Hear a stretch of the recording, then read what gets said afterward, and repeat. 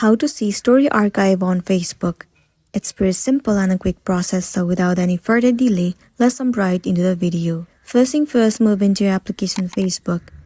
Make sure that you are logged in into a specific account. Once logged in, it will land you on this page. Now simply head over to your profile icon at the bottom right corner of the screen.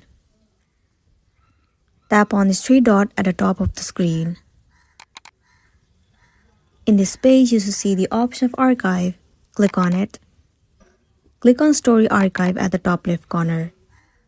Well, none of the story archives are available right now. It's because you haven't turned on the archive.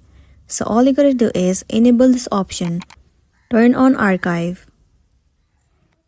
Now whenever you post any of the story, after 24 hours, all of your archives will be available in this page, and then you'll be good to go.